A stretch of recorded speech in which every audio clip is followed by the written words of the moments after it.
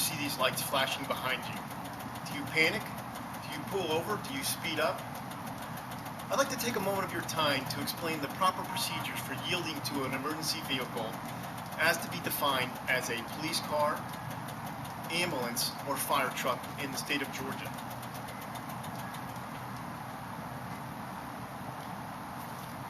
My name is Victor D'Alessandro. I am Fire Chief with Southside Fire Department 7th District Division. I've been a chief for approximately 25 years, and I want to just explain some of the principles behind what is required.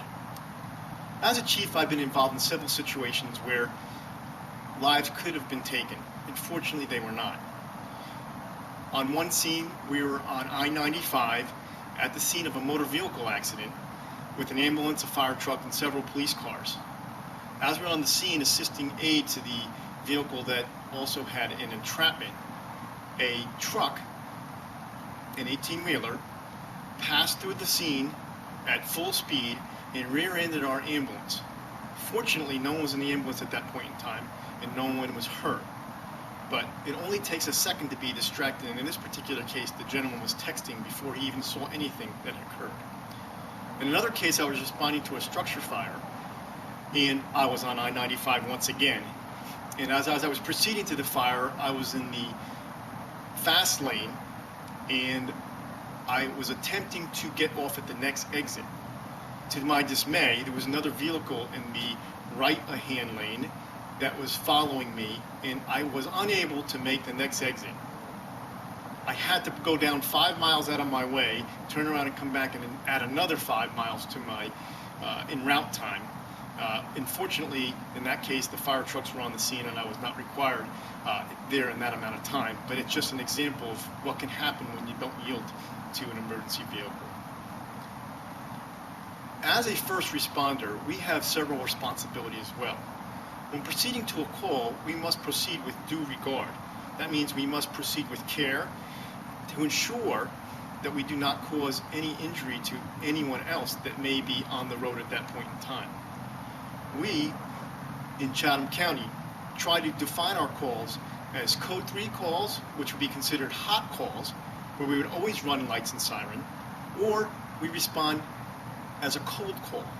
A cold call could be where someone needs medical assistance but not right away. They may need a lift assist, or in the case of a fire truck, there may be a trash can fire, which is maybe out already when the homeowner calls, but we have to go check on it.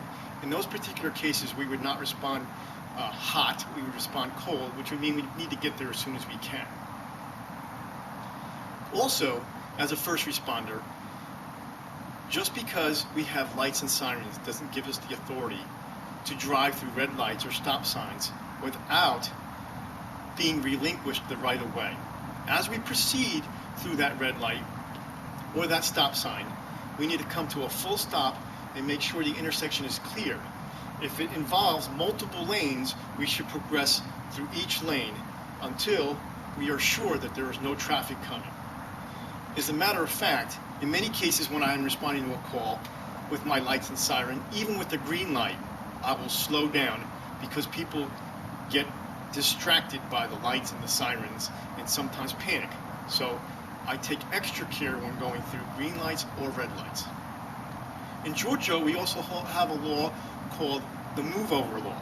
The move-over law applies to any emergency vehicle or public service vehicle which may be on the side of a road offering assistance.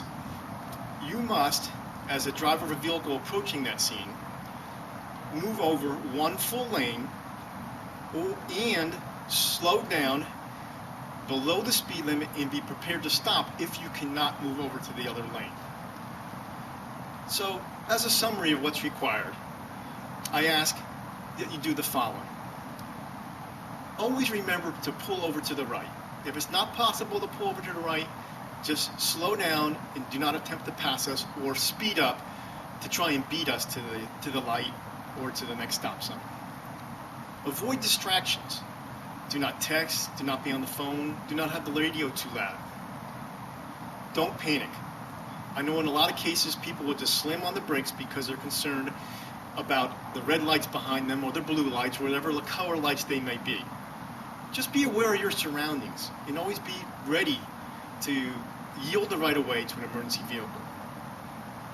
Anything that you can do to help us will help you as we respond to calls that may involve your family, your home, or your friends. Thank you.